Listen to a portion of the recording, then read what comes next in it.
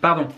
Bonjour, aujourd'hui nous allons parler de Marcel Proust à la recherche du temps perdu. Je sais que ça vous fait plaisir. Ce qu'il faut savoir, c'est qu'il y a deux directions dans l'œuvre de Marcel Proust. La première direction, c'est la satire sociale, la satire du milieu, de son époque, du milieu dans lequel il évolue. Et la deuxième direction, c'est la recomposition du temps par l'écriture. Il y a une forme de revisitation de ce qu'on a vécu par l'écriture, une revisitation au sens biblique, une transfiguration même. Et ça, c'est vraiment l'expérience proustienne de l'élasticité du temps. Ça, c'est un truc dont on peut tous faire l'expérience. C'est-à-dire qu'il y a le temps qui passe, indifférent, qui nous emmène comme une rivière. Il y a le temps qu'on habite, qu'on peut recomposer, qu'on peut varier, le temps personnel.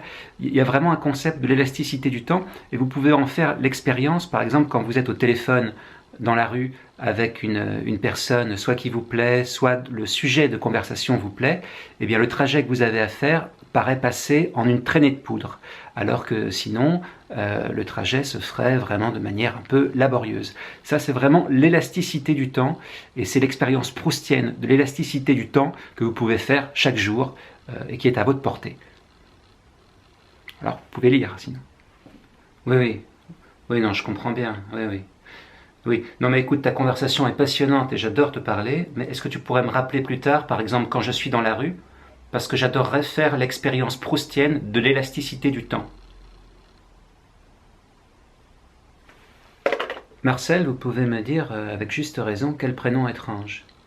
Moi, par exemple, j'ai très peu d'amis, même parmi mes amis bobos qui habitent du côté du canal Saint-Martin ou de la rue des Martyrs, il y en a très peu qui ont appelé leur enfant Marcel. On entend très peu, quand on se promène rue des Martyrs, Marcel, Marcel.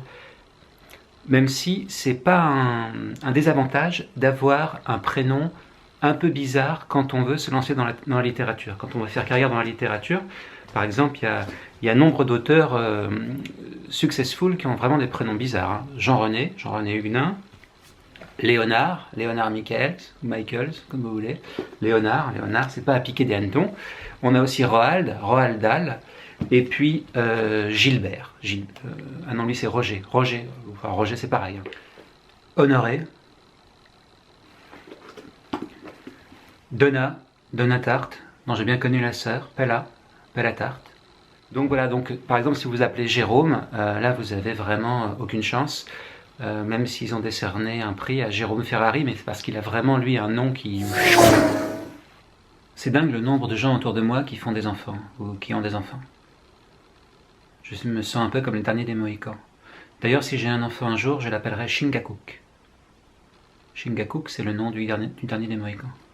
Un des reproches qu'on peut faire à Marcel Proust aujourd'hui par rapport au goût de la lecture d'aujourd'hui, c'est qu'il a des phrases un peu longues. Déjà le titre, à la recherche du temps perdu, à la recherche du temps perdu, il y a quand même, c'est vraiment un peu long. En même temps, c'est exactement le même nombre de mots que dans un single de Mort Schumann, Save the Last Dance for Me, qui a été quand même un succès mondial. Donc est-ce qu'on peut reprocher à Marcel d'avoir des phrases aussi longues que chez Mort Schumann, que dans un disque qui a cartonné? J'en suis pas sûr. Il faut peut-être revoir ou relire Marcel Proust à la lumière de la chanson.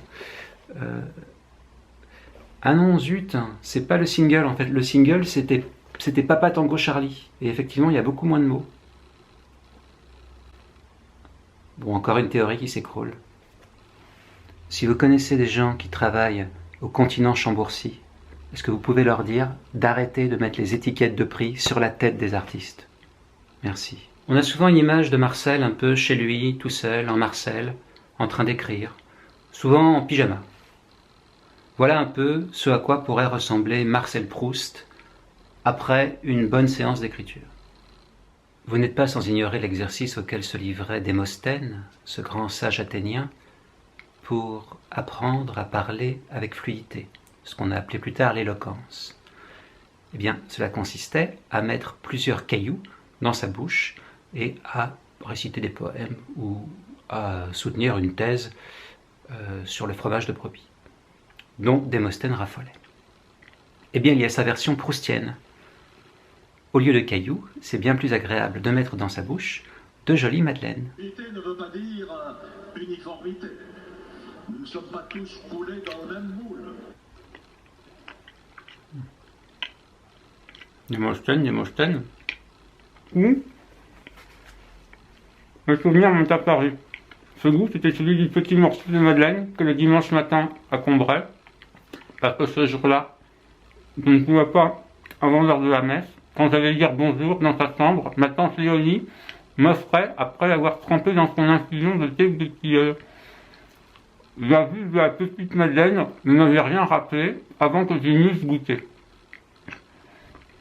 Peut-être parce qu'en ayant souvent aperçu depuis, sans en manger, sur les tablettes des pâtissiers leur image, avait quitté ces jours de Combray pour se lier à d'autres plus récents.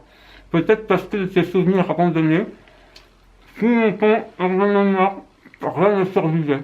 C'était désagrégé, les formes étaient aussi une petite coquillage de pâtisserie, si grassement sensuelle, qui computa ces verres niveau.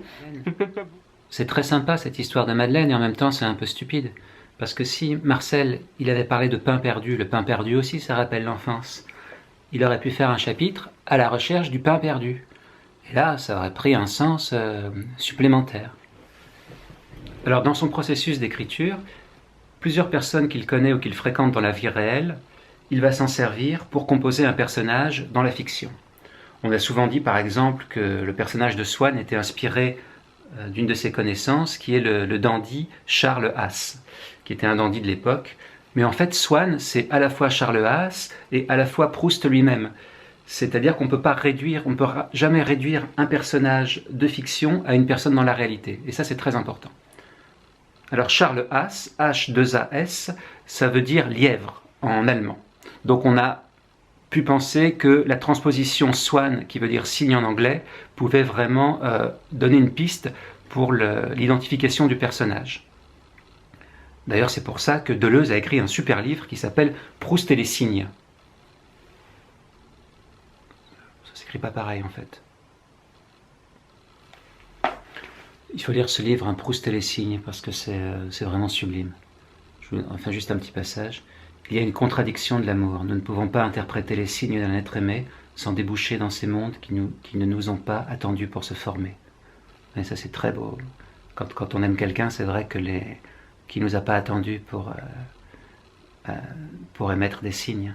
C'est magnifique. Nous ne pouvons pas interpréter les signes d'un être aimé sans déboucher dans ces mondes qui ne nous ont pas attendus pour se former, qui se formèrent avec d'autres personnes, et où nous ne sommes d'abord qu'un objet parmi les autres. L'amant souhaite que l'aimé lui consacre ses préférences, ses gestes et ses caresses.